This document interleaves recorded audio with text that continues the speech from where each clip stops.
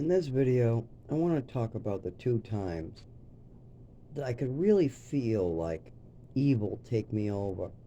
And luckily, I've fought this off my whole life by following Jesus and helping other people. But I do want to mention it's hard for me to talk about these things, especially with my mother and father going, "It's a fantasy. It's a story. Call it a story. Don't help him. Don't listen." And I'll be like on the ground bleeding on the side of the road, or I'll be hurt and I can't get help, or I can't get any services, or I don't get what's mine because some 89-year-old and some dead woman told a bunch of stories and they want to continue getting away with it. All I need is them to take responsibility, walk in, talk about this, and I would have got the help I needed, and I would have got epilepsy medication and help from doctors. A lot of the problems today is people believing my father when he says, "It's all storytelling." Because it's very unbelievable that somebody would go through this much pain and suffering for 25 years. But you're only seeing the end of it. See, I keep on getting worse and worse and looking weirder and weirder and more hurt and more hurt and more hurt. So the more disabled I'm made, nobody understands why I'm so injured. I have, all these permanent disorders, stomach, esophagus. I have seizures, a neurological disorder that looks like I'm getting electrocuted, stuff like that. And it's been going on for 25 years. But my father and mother have done everything in their power to hide it and try to turn everything into a mental illness. So when I'm asking for help with a seizure because I'm bloody on the side of the road, or let's say internal bleeding from a GI injury and I'm finding blood in parts of my body that shouldn't be there, or maybe I'm urinating and my urine has changed color.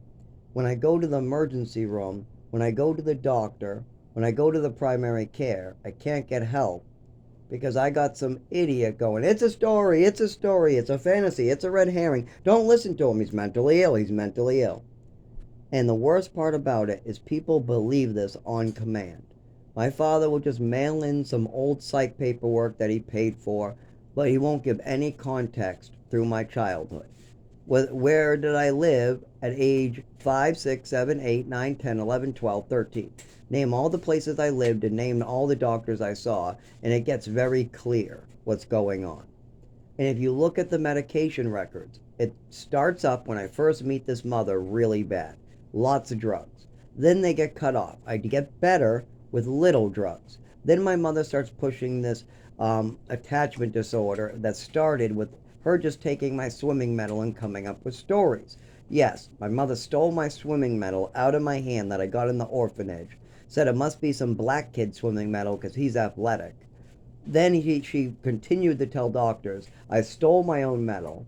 I'm making up fantasies. I'm writing my old last name on the medal to get back at her." All these things she's saying at the doctor's office. She brings this shit to Texas, but nobody will drug me. I'm getting a little better. But my mother's still acting wacky. The worst thing I did was a slip and slide because they wouldn't buy me one, so I made one. I always had this Mr. Fix It, I can make it. And it works. Now that I'm older, there's a lot of stuff I can make work. And I can even take stuff on the side of the road and sell it as one piece. I'll find 10 different pieces, put it together, and all of a sudden it's a new item that people want to buy.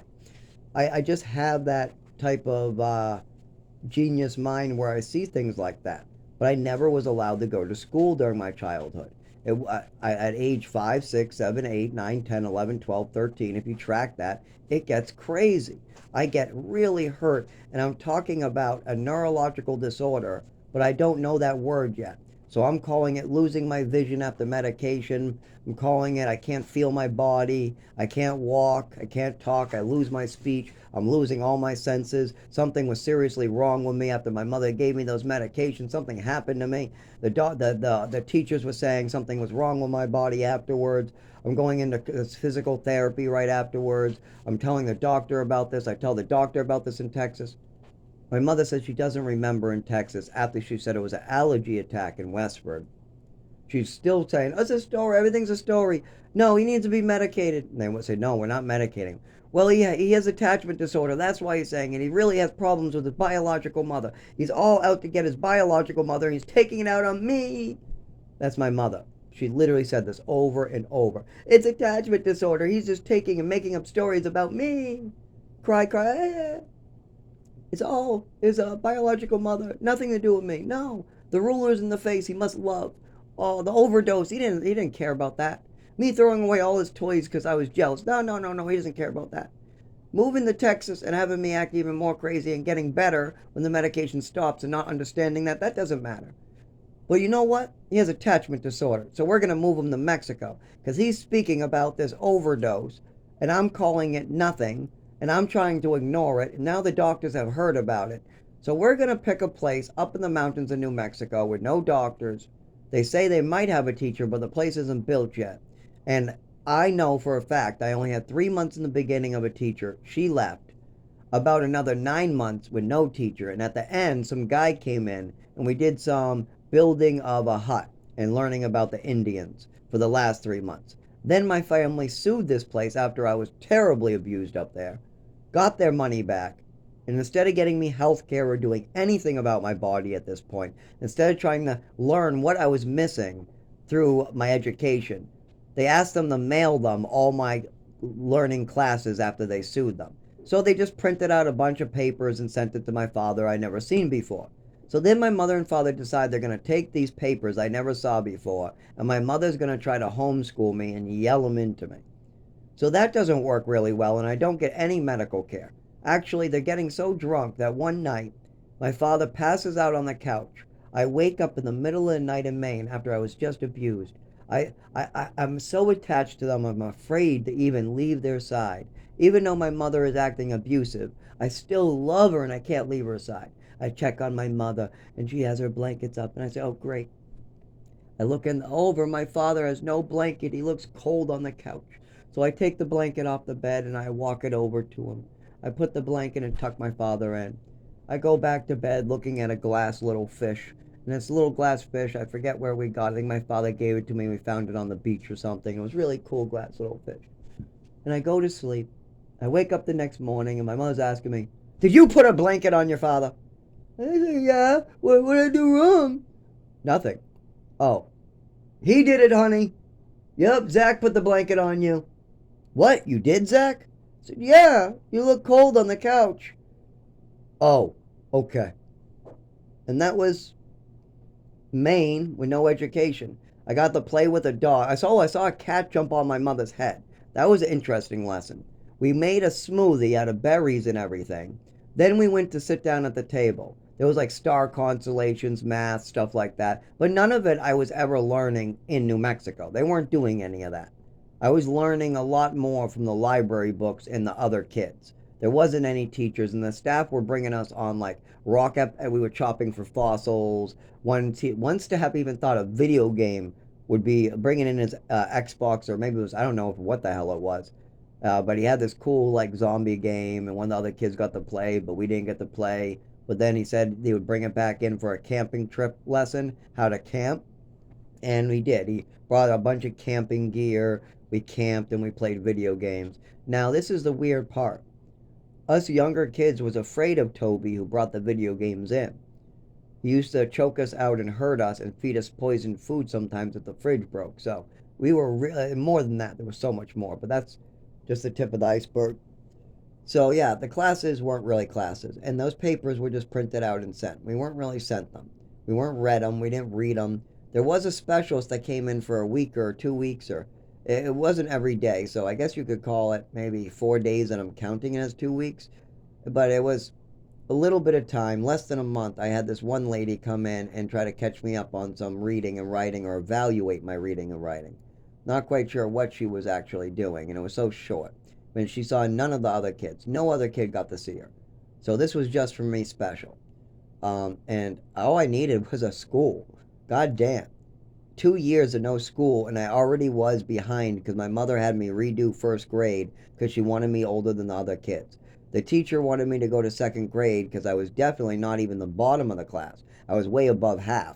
I was actually coming in like spelling bee in like third or fifth or something like that. I also was doing the puzzle thing. There was 5 different teams. I came in second, and I was the only person doing the puzzle. Everybody else was kind of just like, let Zach do it. That's usually how it was. Zach seems to know what he's doing. Let him do it. Well, can't you guys help? We have no idea. Well, okay. So this goes here and this goes here. And do you think this goes here? No, no, no. I'm always, have Zach do it, have Zach do it, have Zach do it. The same thing happened in the program. Have Zach do it, have Zach do it. And at home, my mother and father, my mother would scream at me. Like one time I was home by myself with her. No father. Just me, just her. She was downstairs in the living room on a couch with a table in front of her with the remote. I was upstairs in my bedroom. I don't remember what I was doing at the time. But I remember, actually, I think it was it was video games, and this is when it was on the floor. I was doing some video game on the floor.